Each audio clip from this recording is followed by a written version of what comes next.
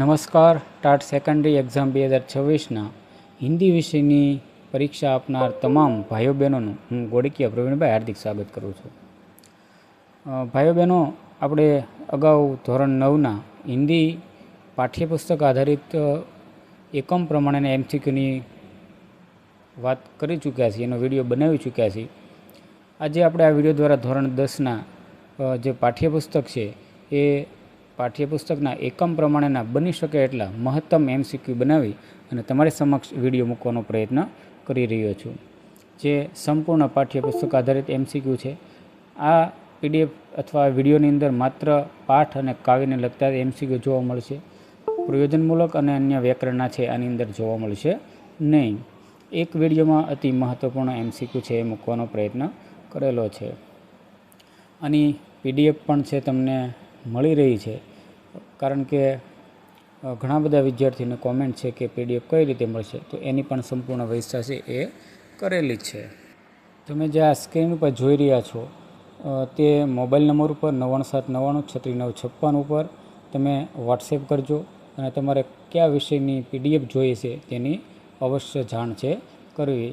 સાથે સાથે તમે મેસેજ કરશો એટલે ક્યુઆર મોકલવામાં આવશે. એ જ ક્યુઆરમાં છે તમારે 98 રૂપિયા પેમેન્ટ કરી અને તેને સ્ક્રીનશોટ મોકલજો, જેથીને તરત તમને પીડીએફ છે મળી રહે. થોડી ઘણી વાર લાગે તો ચિંતા કરવાની જરૂર નથી, પીડીએફ છે તમને અવશ્ય મળી જશે. આ 9 અને 10ની વાત છે.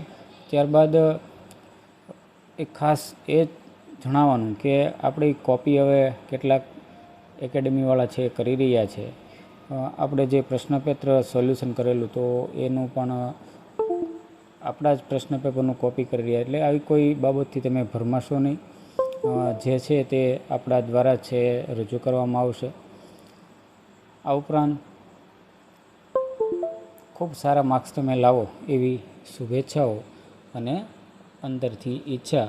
અને જેમ ટાટ એચએસનું પરીક્ષાની અંદર જે તમે પ્રશ્નો પૂછાય તેવા જ માધ્યમિકની અંદર પૂછાય અને તમે ખૂબ સારા માર્ક્સ લાવો એવી આશા સાથે હવે જોઈએ ધોરણ 10ના એકમ પ્રમાણેના एमसीक्यू અને તેના જવાબો. पंत. सुमित्रानंद पंत का जन्म स्थान कहाँ है? कौसानी जिला अल्मोड़ा. प्रकृति के सुकुमार कवि के रूप में कौन प्रसिद्ध है? सुमित्रानंदन पंत. पंत जी को उनकी किस कृति के लिए ज्ञानपीठ पुरस्कार मिला? चिदम्बरा. पंत जी ने किस आंदोलन के कारण अपनी पढ़ाई छोड़ दी? असहयोग आंदोलन. कविता के अनुसार जननी और जन्मभूमि किससे भी महान श्रेष्ठ है? स्वर्गदेवी गरियसी. भारत माता का गौरव फाल किसे कहा गया है? हिमालय. किन दो नदियों के जल को ज्योति ग्रंथित बताया गया है? गंगा और यमुना. किन महापुरुषों के चरणों से भारत की धूल पुनीत पवित्र हो गई है? राम, लक्ष्मण और सीता. भगवान कृष्ण ने अमर प्राणों में क्या बजाया था? बांसुरी. कृष्ण ने विश्व को किसका उपदेश दिया? गीता का. पंत जी ने कविता में किन आदर्श नारियों का उल्लेख किया है? सावित्री और राधा. शिला बनी तापस कुमारी पंक्ति किस पौराणिक पात्र के लिए आई है? अहिल्या. ऋषि मुनि कहाँ बैठकर ध्यान मग्न रहते हैं? शांति निकेतन और तपोवन में. आज का सारा संसार किससे जर्जर पीड़ित है? युद्ध से. भारत की धरती पुनः किसका मंत्रोच्चार करेगी? शांति और सत्य. कविता के अंत में किस वैश्विक भावना को साकार करने की बात कही गई है? वसुदेव कुटुंबकम. पंत जी का निधन किस वर्ष हुआ था? 1977. पंत जी को साहित्यिक अकादमी पुरस्कार किस रचना के लिए किया गया? कला और बूढ़ा चांद. भाई बहनों, 8मुं છે સુધામૂર્તિ, એના એમસીક્યુ જોઈએ. આપણે કોઈ વધારે સમય નથી લેતા, પરીક્ષા ખૂબ નજીક છે એટલે ફટાફટ તમારી સમક્ષ આ એમસીક્યુ જોઈએ આપણે. सुधामूर्ति किन के लिए प्रेरणा मूर्ति है? महिलाओं के लिए. सुधामूर्ति किन क्षेत्रों में बड़ा योगदान दिया? तो तकनीकी क्षेत्र, चिकित्सा और लेखन और समाज सेवा. अप्रैल 1974 में सुधामूर्ति कहाँ पढ़ रही थी? भारतीय विज्ञान संस्थान बेंगलुरु. सुधामूर्ति किस विषय में स्नातकोत्तर की डिग्री ले रही थी? कंप्यूटर विज्ञान. नोटिस बोर्ड पर लगा विज्ञापन किस प्रसिद्ध कंपनी का था? टेल्को, टाटा कंपनी का। विज्ञापन के अंत में लिखी कौन सी पंक्ति चौंकाने वाली थी? महिला उम्मीदवार आवेदन न भेजे। सुधा मूर्ति को विज्ञापन की वह पंक्ति क्यों पसंद नहीं आई? क्योंकि वह स्त्री पुरुष के बीच भेदभाव था। सुधा मूर्ति ने विरोध दर्ज करने के लिए किसे पोस्टकार्ड लिखा? JRD टाटा को। पोस्टकार्ड भेजने के लिए कितने दिन बाद कंपनी ने उन्हें साक्षात्कार के लिए बुलाया? 10 दिन। साक्षात्कार के लिए सुधा मूर्ति को कहाँ बुलाया गया? पुणे। साक्षात्कार के समय बुजुर्ग सज्जन ने महिला उम्मीदवार न लेने का क्या कारण बताया? कि फैक्ट्री के मुख्य कार्यस्थल पर अधिकारियों की महिलाओं की नियुक्ति नहीं होती थी। सुधा मूर्ति का विवाह किसके साथ हुआ? नारायण मूर्ति। सुधा मूर्ति का विवाह पूर्व का नाम क्या था? सुधा कुलकर्णी। सुधा मूर्ति टेल्को में किस पद पर नियुक्त होने वाली प्रथम महिला थी? इंजीनियर। सुधा मूर्ति ने कितने वर्षों तक टेल्को को अपनी सेवाएं दी? 8 वर्ष। इन्फोसिस कंपनी की स्थापना किस वर्ष हुई? 1982। इन्फोसिस फाउंडेशन की चेयरपर्सन सुधा मूर्ति किस वर्ष बनी? 1996। कर्नाटक के सरकारी स्कूलों में कंप्यूटर और लाइब्रेरी की योजना किसने बताई? इन्फोसिस फाउंडेशन ने। सुधा मूर्ति ने किन क्षेत्रों में अस्पतालों को चिकित्सा उपकरण उपलब्ध कराया? तो बेल्लारी और बीजापुर, हुबली, औरंगाबाद, तो इन सभी। सुधा मूर्ति के प्रयासों से कर्नाटक के कितने गांवों में कंप्यूटर शिक्षा पहुंचाई गई? 800 से अधिक। गांवों के स्कूलों में कितनी लाइब्रेरी खोली गई? 3000 से अधिक। सुधा मूर्ति कितनी पुस्तकों की लेखिका है? 13। 2002 में वुमेन ऑफ द ईयर का पुरस्कार उन्हें किसने दिया? FM रेडियो मिर्ची। सुधा मूर्ति को समाज सेवा के लिए कौन सा प्रमुख पुरस्कार मिला? पद्मश्री। इस पाठ का मुख्य संदेश क्या है? जाति और लिंग के बीच भेदभाव न रखना। परिसर शब्द का क्या अर्थ है? आंगन या प्रांगण। साक्षात्कार शब्द का अंग्रेजी समानार्थी शब्द क्या है? इंटरव्यू। बात न पचना मुहावरे का अर्थ है अविश्वसनीय होना या बात गले न उतरना। फूला न समाना मुहावरे का क्या अर्थ है? अत्यंत प्रसन्न होना। दिन दूनी रात चौगुनी कहावत का अर्थ क्या है? बहुत तेजी से उन्नति करना। सुधा मूर्ति ने किस राज्य के सूखा पीड़ित क्षेत्र में राहत कार्य किया? आंध्र प्रदेश। सुधा मूर्ति ने किन स्थानों पर कैंसर अस्पताल और सहायता की? कांची, औरंगाबाद और गुलबर्गा। गांव में कितने बच्चों को कंप्यूटर वितरण किए गए? लगभग 100। आज इंजीनियरिंग महाविद्यालय में लड़कियों की संख्या कितनी है? 50% से अधिक। सुधा मूर्ति ने अपनी योग्यता सिद्ध करने के लिए क्या किया? भेदभाव का विरोध और डटकर सामना किया। त्यागपत्र शब्द का क्या अर्थ है? राजीनामा। मेधावी शब्द का अर्थ है तेजस्वी या बुद्धिमान। सुधा मूर्ति ने उच्च शिक्षा के लिए कहाँ जाने का निश्चय किया था? विदेश।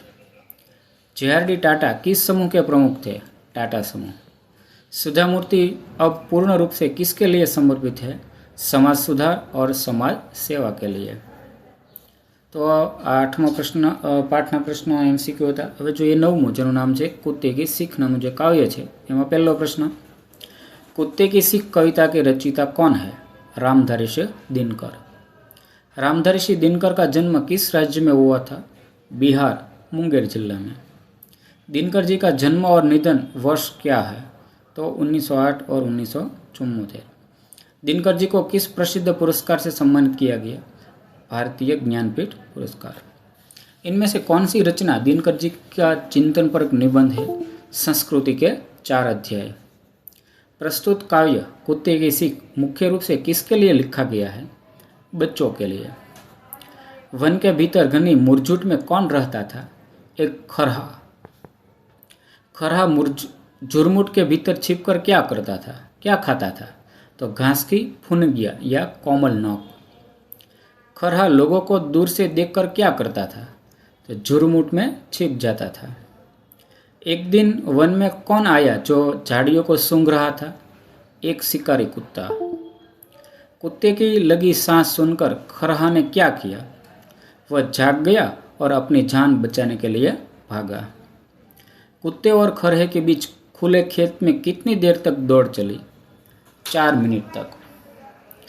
खरहा अंत में कहाँ छिप गया जिससे कुत्ता उसे पकड़ नहीं पाया? तो घनी कंटीले झाड़ी में।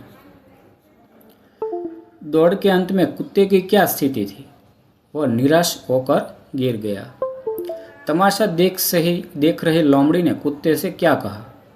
तुम इतने मोटे हो फिर भी खरहे से हार गए। लोमड़ी की बात सुनकर कुत्ते ने उसे क्या उत्तर दिया? मैं केवल भोजन पाने के लिए दौड़ रहा था, पर वह अपनी जान बचाने के लिए। भोजन और प्राण की दौड़ में क्या अंतर बताया गया है? प्राण बचाने के लिए दौड़ने वाले में विशेष शक्ति आ जाती है। 18वां प्रश्न है, शास्त्रों के अनुसार संकट के समय मनुष्य को क्या करना चाहिए? तो सारी शक्ति लगाकर अपने प्राण को बचाना चाहिए। कुत्ते की सीख कविता का मुख्य संदेश क्या है? आत्मरक्षा के लिए अपनी पूरी शक्ति का उपयोग करना। कविता के अनुसार जब कोई कमजोर प्राणी अपने प्राणों पर आता है तो उसमें किसका संचार होता है? तो विशेष शक्ति का। तो आ आता 9वां काव्य છે એના પ્રશ્ન। હવે છે 10મું કાવ્ય છે જેનું નામ છે એટલે પાઠ છે અથવા जीने की कला। जीने की कला पाठ के लेखक कौन है? मौलाना अबुल कलाम आज़ाद। मौलाना अबुल कलाम आज़ाद का जन्म कब हुआ? 1885। लेखक स्वतंत्र भारत में प्रथम कौन से मंत्री थे? शिक्षा मंत्री। लेखक को किन भाषाओं का प्रखर ज्ञान था? अरबी फारसी का। 5वां प्रश्न, लेखक की दृष्टि में संसार का सर्वश्रेष्ठ प्राणी कौन है? मनुष्य। लेखक के अनुसार व्यक्ति को किस कला से भलीभांति परिचित होना चाहिए? जीने की कला। जीने की कला का मुख्य उद्देश्य क्या है? आनंद प्राप्ति। लेखक के अनुसार हमें मृत्यु के बारे में क्या करना चाहिए? सोचना ही नहीं चाहिए। हमारे धर्म, दर्शन और आध्यात्म ने मनुष्य को कैसा बना दिया? अनावश्यक, गंभीर और कृत्रिम। लेखक के अनुसार सबसे बड़ा काम क्या है? जीवन को हंसी खुशी काट देना। किस देश में प्राचीन वाक्य में सबसे बुद्धिमान आदमी के बारे में पूछा गया है? चीनी वाक्य, चीन में। चीनी दृष्टिकोण के अनुसार सबसे बुद्धिमान आदमी कौन है? जो सबसे ज़्यादा खुश रहता है। फ्रांसीसी लेखक आंद्रे गिद ने खुशी को क्या बताया? एक नैतिक उत्तरदायित्व या कर्तव्य। लेखक ने हमारे जीवन की तुलना किससे की है? शीशा घर, आईना से। हमारा एक चेहरा कितने चेहरों पर छाया डाल सकता है? सैकड़ों। लेखक के अनुसार हमारा व्यक्तिगत जीवन कैसी जायदाद नहीं है? अपनी व्यक्तिगत जायदाद। दरिया में एक लहर अकेली उठती है, मगर उस एक ही लहर से वाक्य पूरा करे, अनगिनत लहरें बन जाती हैं। लेखक के अनुसार लोग किसे धार्मिक और सदाचारी समझने लगते हैं? जिसका चेहरा बुझा और सूखा हो। प्रकृति की रूप सभा में कौन सा जीवन सज सकता है? दमकता हुआ दिल और चमकता चेहरे वाला। गुत्थी शब्द का क्या अर्थ है? उलझन या समस्या। उत्तरदायित्व का पर्यायवाची शब्द है जिम्मेदारी। शीशाघर किसे कहते हैं? ऐसा कक्ष जिसकी दीवारें शीशे की हो। लेखक ने जीने की कला को कैसा आवश्यक माना है? एक आवश्यक कला। स्वर्गदपी गरिषी का संबंध किससे है? जननी और जन्मभूमि। लेखक के अनुसार किसने जीवन की सबसे बड़ी गुत्थी सुलझा दी? जिसने जीने की मुश्किल हल कर ली। खुश रहना केवल एक जरूरत नहीं, बल्कि क्या है? एक नैतिक उत्तरदायित्व। उदास चेहरा देखकर दूसरों पर क्या असर पड़ता है? उनका चेहरा भी उदास हो जाता है। प्रकृति में सूर्य, चांद और तारे कैसे दिखाई देते हैं? चमकते और झलमलाते हुए। लेखक के अनुसार खुश रहना किसके विरुद्ध विद्रोह है? खुद जीवन के विरुद्ध उपजी उदासी के। जीने की कला पाठ का मुख्य संदेश क्या है? प्रसन्न रहना और दूसरों को प्रसन्न रखना। मौलाना आज़ाद का निधन किस वर्ष हुआ? 1958। विकट शब्द का अर्थ है मुश्किल या भयानक। प्रकृति के विश्वकर्मा ने चित्र में सूखा हुआ उदास चेहरा। लेखक के अनुसार हमारी खुशी कैसी नहीं हो सकती तो सिर्फ अपने दूसरों को प्रभावित न करें। फिलॉसफी शब्द का हिंदी अर्थ है दर्शन शास्त्र। हंसते हुए चेहरे की तुलना किससे की गई है? खिलते हुए फूलों से। लेखक के अनुसार जीवन का लक्ष्य क्या होना चाहिए? आनंद की प्राप्ति। ऐतिहासिक शब्द में कौन सा प्रत्यय है? इक। प्रसन्नता ईश्वर का कौन सा रूप है? दूसरा।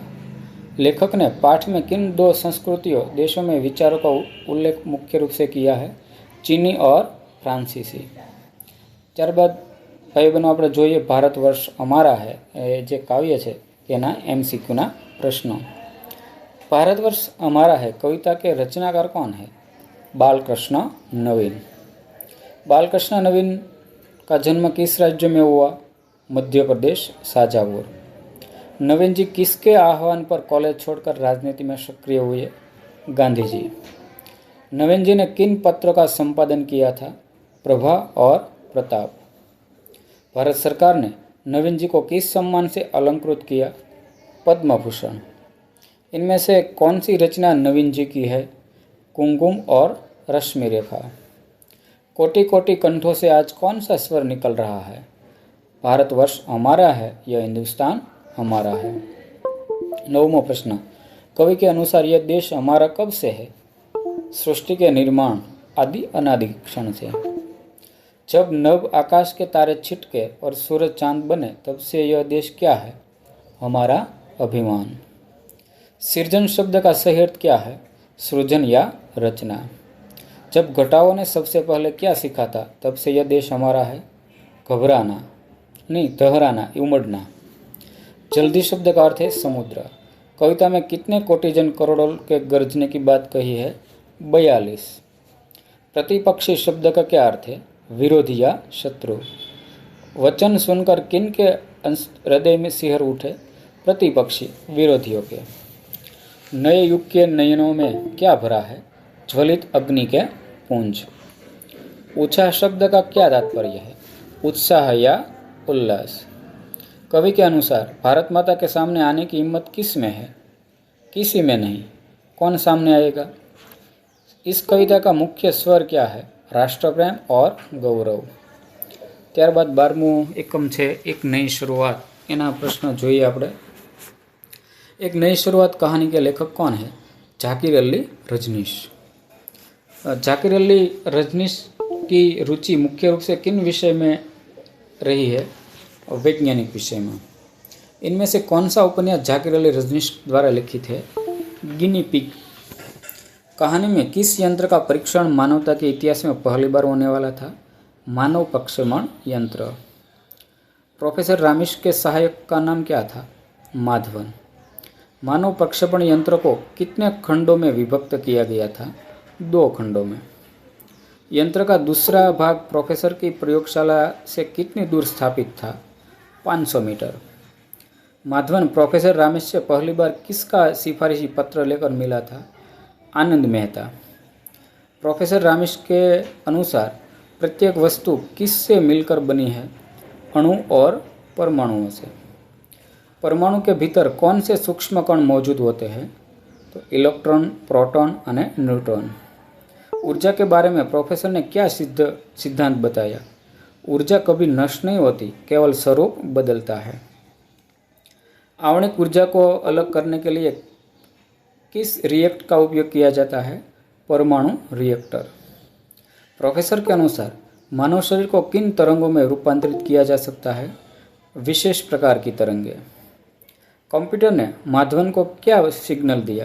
Process ready. प्रयोग के दौरान अचानक क्या दुर्घटना हुई? पावर सप्लाई ऑफ हो गया। पावर सप्लाई फेल होने के कारण प्रोफेसर का शरीर किस रूप के बाहर उड़ चला? तरंगों के रूप में। प्रोफेसर का तरंग स्वरूप वो हवा के बहाव के साथ किसकी ओर उड़ चला? प्रयोगशाला के पीछे वाले नाले की ओर। नाले के किनारे किसकी झुग्गियां बनी हुई थी? गरीबों की। नाले के पास किन बीमारियों के मरीज लेटे हुए थे? चेचक। झुग्गी में एक माँ अपने बच्चों को क्या डांट रही थी? खाना खाने की जिद करने पर। माधवन ने यंत्र को फिर से सक्रिय करने के लिए क्या किया? स्विच को सीधे पावर बॉक्स से जोड़ दिया। तरंगों को वापस मूल तत्वों में बदलने की प्रक्रिया कहाँ संपन्न हुई? रिसीवर के चैम्बर में। प्रोफेसर को होश आने पर उन्होंने माधवन की बात को बीच में ही क्यों काट दिया? वे झुग्गियों की गरीबी देखकर दुखी थे। प्रोफेसर ने देश के नागरिक को किसको बचाने का संकल्प किया? कुपोषण से। प्रक्षेपण शब्द का शब्दार्थ क्या है? फेंकना। कल पुर्जा शब्द का अर्थ है मशीन के पुर्जे। सिलसिला शब्द का तात्पर्य क्या है? क्रम। दम साधे बैठना मुहावरे का अर्थ है चिंता के साथ प्रतीक्षा करना। हाथ पैर फूल जाना, घबरा जाना। हक्का बक्का रह जाना, आश्चर्यचकित होना। विचार कौंधना, अचानक विचार आना। रूबरू होना शब्दों अर्थ है सामना या प्रत्यक्ष मिलना। प्रोफेसर रमेश के अनुसार शरीर को मूल तत्वों में विभक्त करना कैसी प्रक्रिया है? जटिल और श्रमसाध्य। कहानी में किस स्थान पर बजबजाती हुई मानवीयता का उल्लेख है? नाले के किनारे की झुग्गियाँ। प्रोफेसर का चेहरा किस आभा से दमक रहा था? विशेष प्रकार की प्रसन्नता। प्रोफेसर के अनुसार बिजली को किस ऊर्जा में बदला जा सकता है? यांत्रिक ऊर्जा में। सिफारिश के लिए पाठ में प्रयुक्त शब्द क्या है? संस्तुति।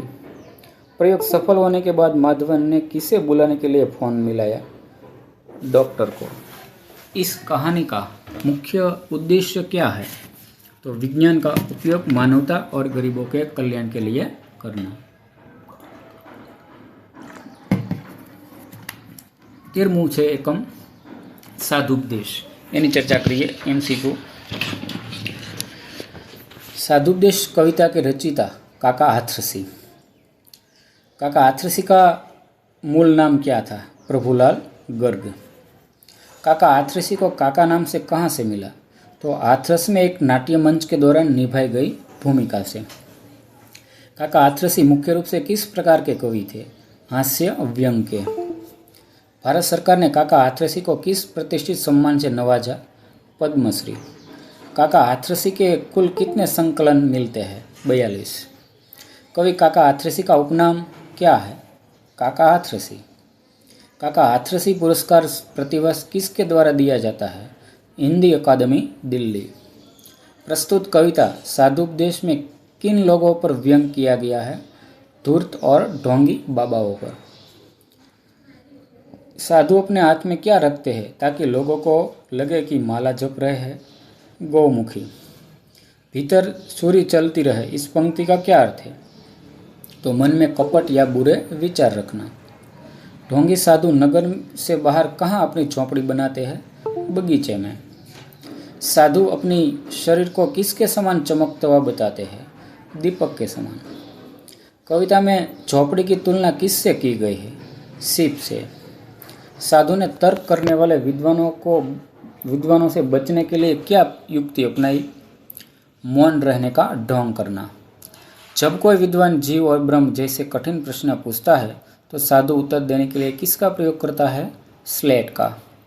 साधु स्लेट पर लिखकर क्या बताता है? आजकल मैं मौन हूँ।